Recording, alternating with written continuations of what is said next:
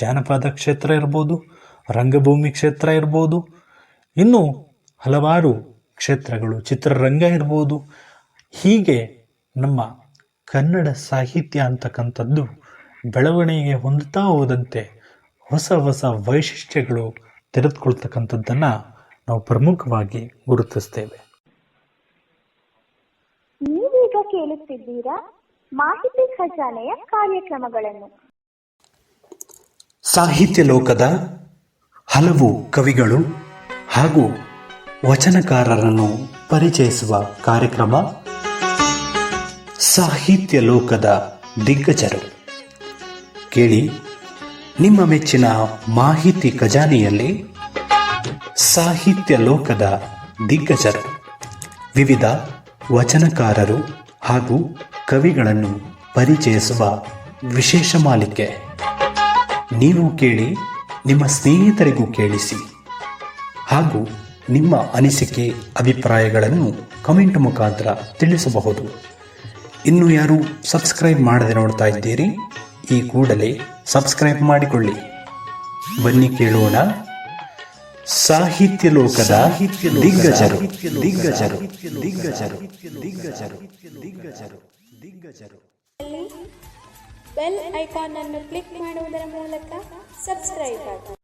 ನಮಸ್ಕಾರ ಸ್ನೇಹಿತರೆ, ಮಾಹಿತಿ ಖಜಾನೆಯ ಸಾಹಿತ್ಯ ಲೋಕದ ದಿಗ್ಗಜರು ಕಾರ್ಯಕ್ರಮಕ್ಕೆ ಪ್ರೀತಿಯ ಸ್ವಾಗತ. ಇವತ್ತಿನ ಸಾಹಿತಿ ಯಾರು ಅಂತ ನೀವೆಲ್ಲ ಯೋಚನೆ ಮಾಡ್ತಿರ್ಬೋದು. ಇವತ್ತು ನಾವು ಪ್ರಮುಖವಾಗಿ ರಂಗಭೂಮಿಯಲ್ಲಿ ತಮ್ಮನ್ನು ತಾವು ತೊಡಗಿಸಿಕೊಂಡಂತಹ ಒಬ್ಬ ಮಹಾನ್ ಕಲಾವಿದನನ್ನು ಪರಿಚಯಿಸ್ತಾ ಇದ್ದೇವೆ. ಇವರು ತಮ್ಮದೇ ಆದಂತಹ ವಿಶಿಷ್ಟ ಶೈಲಿಯ ಮೂಲಕ ಪ್ರೇಕ್ಷಕರ ಮನಸ್ಸನ್ನು ಗೆದ್ದಂತಹ ವ್ಯಕ್ತಿ ಸಿಂಗನಲ್ಲೂರು ಪುಟ್ಟಸ್ವಾಮಯ್ಯ ಅಂತ. ವಿವಿಧ ಪಾತ್ರಗಳ ಮೂಲಕ ರಂಗಭೂಮಿ ಕ್ಷೇತ್ರದಲ್ಲಿ ವಿವಿಧ ಪಾತ್ರಗಳ ಮೂಲಕ ತಮ್ಮನ್ನು ತಾವು ತೊಡಗಿಸಿಕೊಂಡು ತಮ್ಮದೇ ಆದಂತಹ ವೈಶಿಷ್ಟ್ಯತೆಯನ್ನು ಮೆರೆದಂತಹ ವ್ಯಕ್ತಿ ಸಿಂಗನಲ್ಲೂರು ಪುಟ್ಟಸ್ವಾಮಯ್ಯ ಅವರು. ಇವರು ನಾಗೇಗೌಡ ಹಾಗೂ ಪುಟ್ಟತಾಯಮ್ಮ ದಂಪತಿಗಳ ಮಗನಾಗಿ ಜನ್ಮ ತಾಳ್ತಾರೆ. ಸಿಂಗನಲ್ಲೂರಿನಲ್ಲಿ, ಕೊಳ್ಳೇಗಾಲ ತಾಲೂಕಿನ ಸಿಂಗನಲ್ಲೂರು ಅಂತಕ್ಕಂತಹ ಸ್ಥಳದಲ್ಲಿ ಇವರು ಜನ್ಮ ತಾಳ್ತಕ್ಕಂಥದ್ದು. 1930ರಿಂದ 1950ರ ಅವಧಿಯಲ್ಲಿ ನಮ್ಮ ಪುಟ್ಟಸ್ವಾಮಯ್ಯ ಅವರು ಕನ್ನಡ ರಂಗಭೂಮಿ ಕ್ಷೇತ್ರದಲ್ಲಿ ತಮ್ಮದೇ ಆದಂತಹ ಛಾಪನ್ನು ಮೂಡಿಸಿದಂತಹ ವ್ಯಕ್ತಿ. ವಿಶೇಷವಾಗಿ ಕಂಸ ಮತ್ತು ಭೀಮನ ಪಾತ್ರದಲ್ಲಿ ತಮ್ಮನ್ನು ತಾವು ತೊಡಗಿಸಿಕೊಂಡು ಗುಬ್ಬಿ ವೀರಣ್ಣ ಕಂಪನಿಯಲ್ಲಿ ತಮ್ಮ ವೃತ್ತಿ ಜೀವನವನ್ನು ಪ್ರಾರಂಭ ಮಾಡಿದ್ದು ಇವರ ಒಂದು ವೈಶಿಷ್ಟ್ಯ ಅಂತಲೇ ಹೇಳ್ಬೋದು. ಪಾತ್ರಕ್ಕೆ ತಕ್ಕಂತಹ ಕಂಠಸಿರಿ ಇವರ ಮತ್ತೊಂದು ವೈಶಿಷ್ಟ್ಯವಾಗಿ ನಾವು ಗುರುತಿಸ್ತೇವೆ. ಗುಬ್ಬಿ ವೀರಣ್ಣ ಕಂಪನಿಯ ಮೂಲಕ ಪ್ರಮುಖವಾಗಿ ಮುತ್ತುರಾಜ್, ಡಾಕ್ಟರ್ ರಾಜ್ಕುಮಾರ್ ಅವರನ್ನು ಇವರು ಪರಿಚಯ ಮಾಡಿದರು. ಡಾಕ್ಟರ್ ರಾಜ್ಕುಮಾರ್ ಅವರು ತಂದೆ. ಅಂದರೆ ಈ ಡಾಕ್ಟರ್ ರಾಜ್ಕುಮಾರ್ ಅವರನ್ನು ರಂಗಭೂಮಿಗೆ ಪರಿಚಯ ಮಾಡಿದ್ದೆ ಈ ಪುಟ್ಟಸ್ವಾಮಯ್ಯ ಅವರು. ಪುಟ್ಟಸ್ವಾಮಯ್ಯ ಅವರು ಡಾಕ್ಟರ್ ರಾಜ್ ಅವರಿಗೆ ಕೃಷ್ಣಲೀಲಾ ಅಂತಕ್ಕಂತಹ ಒಂದು ನಾಟಕದ ಪಾತ್ರದಲ್ಲಿ ಅಭಿನಯ ಮಾಡೋದ್ರ ಮೂಲಕ ಇವರು ತಮ್ಮ ವೈಶಿಷ್ಟ್ಯತೆಯನ್ನು ಮೆರೆದದ್ದು ಮತ್ತೊಂದು ವಿಶೇಷ ಅಂತಲೇ ಹೇಳ್ಬೋದು. ನಂತರದಲ್ಲಿ MV ಸುಬ್ಬಯ್ಯ ನಾಯ್ಡು ಅವರ ಕಂಪನಿಯಲ್ಲಿ ಇವರು ಕಾರ್ಯವನ್ನು ನಿರ್ವಹಿಸ್ತಾರೆ. ಹೀಗೆ ಪುಟ್ಟಸ್ವಾಮಯ್ಯ ಅವರು ತಮ್ಮದೇ ಆದ ವಿಶಿಷ್ಟ ಶೈಲಿಯ ಮೂಲಕ ಜನರನ್ನು ತನ್ನೆಡೆಗೆ ಸೆಳೆದುಕೊಂಡಂಥದ್ದು ಮತ್ತೊಂದು ವೈಶಿಷ್ಟ್ಯ ಅಂತಲೇ ಹೇಳ್ಬೋದು. ಇನ್ನು ಇವರ ಬಾಲ್ಯ ಜೀವನದ ಬಗ್ಗೆ ಒಂದಿಷ್ಟು ಮಾಹಿತಿಯನ್ನು ನೋಡೋದಾದರೆ, ಪ್ರಮುಖವಾಗಿ ಇವರು ಪುಟ್ಟಸ್ವಾಮಯ್ಯ ಅವರು ತಮ್ಮ ಬಾಲ್ಯ ಜೀವನದಲ್ಲಿ ಹಲವಾರು ಸವಾಲುಗಳನ್ನು ಎದುರಿಸ್ತಾರೆ. ಕೇವಲ 9ನೇ ತರಗತಿಯವರೆಗೆ ಮಾತ್ರವೇ ಇವರು ವಿದ್ಯಾಭ್ಯಾಸ ಮಾಡೋದಕ್ಕೆ ಸಾಧ್ಯವಾಗುತ್ತೆ. ನಂತರದಲ್ಲಿ ಆರ್ಥಿಕವಾಗಿ ತುಂಬ ತೊಂದರೆಯನ್ನು ಅನುಭವಿಸಿದಂತಹ ವ್ಯಕ್ತಿ ನಮ್ಮ ಪುಟ್ಟಸ್ವಾಮಯ್ಯ ಅಂತಕ್ಕಂಥವ್ರು. ಎಲ್ಲದಕ್ಕಿಂತ ಮುಖ್ಯವಾಗಿ ಇವರು 9ನೇ ತರಗತಿಯಲ್ಲಿ ಓದ್ತಿದ್ದಂತಹ ಸಂದರ್ಭದಲ್ಲಿ ತಮ್ಮ ತಂದೆಯನ್ನು ಕಳ್ಕೊಳ್ತಾರೆ. ನಂತರದಲ್ಲಿ ಆರ್ಥಿಕ ಪರಿಸ್ಥಿತಿ ತುಂಬಾ ಸವಾಲು ಒಡ್ಡಿ ನಿಲ್ತಕ್ಕಂಥದ್ದು.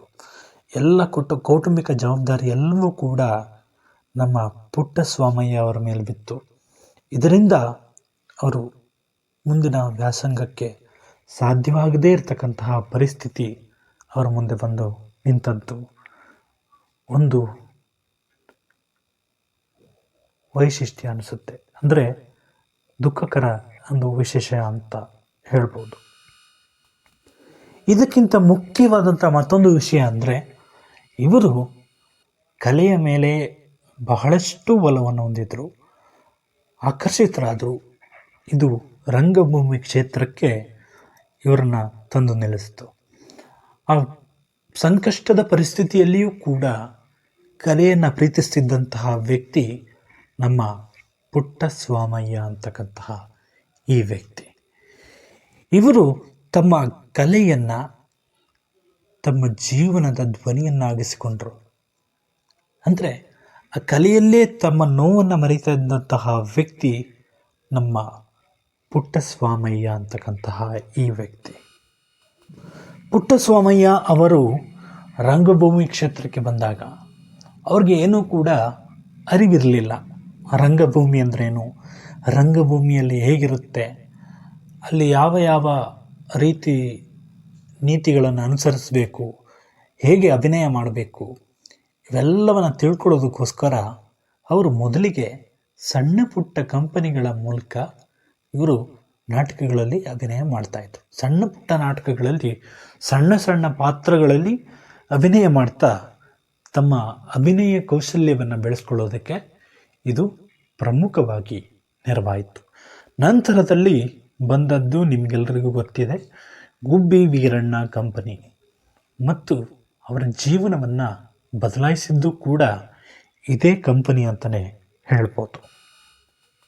1930ರಲ್ಲಿ ಸೇರಿಕೊಂಡಂತಹ ರಂಗಭೂಮಿ ಅಂದರೆ ಗುಬ್ಬಿ ವೀರಣ್ಣ ಕಂಪನಿಯಲ್ಲಿ ಇವರ ಒಂದು ಪ್ರತಿಭೆಗೆ ಸಾಕಷ್ಟು ಅವಕಾಶಗಳು ಸಿಕ್ಕಿತ್ತು ಅಂತಲೇ ಹೇಳ್ಬೋದು.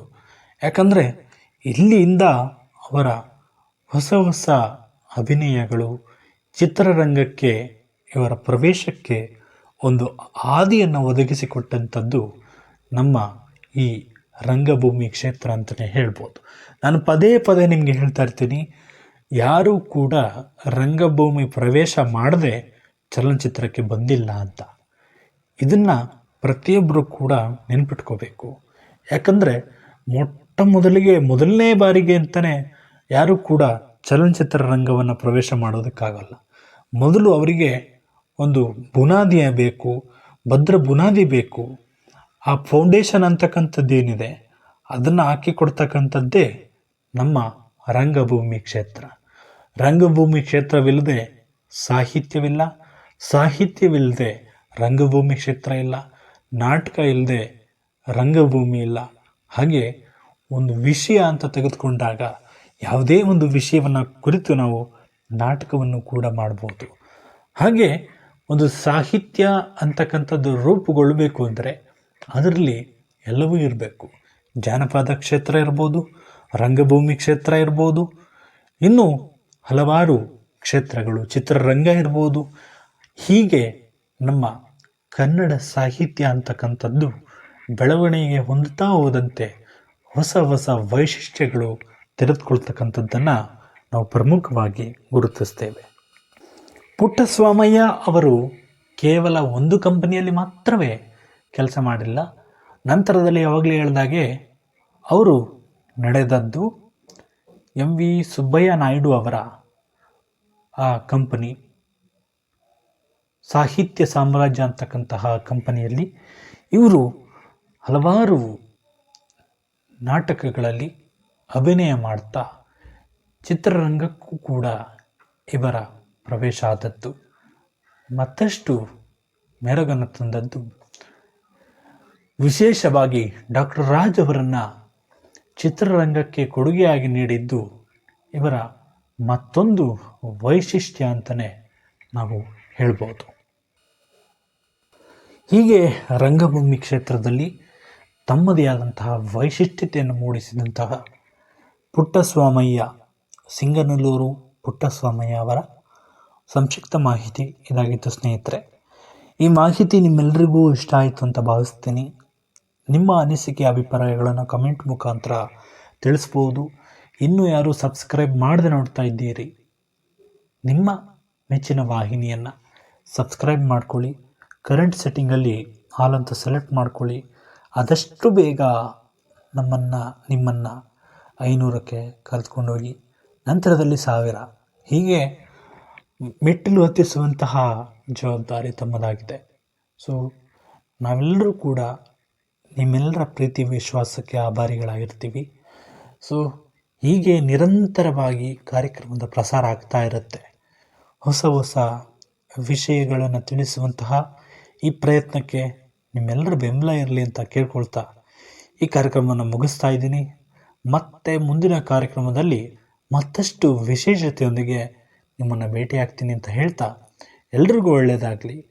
ಪ್ರತಿನಿತ್ಯ ಕಾರ್ಯಕ್ರಮಗಳು ಪ್ರಸಾರ ಆಗಬೇಕು ಅಂದರೆ ನಿಮ್ಮೆಲ್ಲರ ಪ್ರೋತ್ಸಾಹ ಇರಲಿ ಅಂತ ಕೇಳ್ಕೊಳ್ತಾ ನಮಸ್ಕಾರ.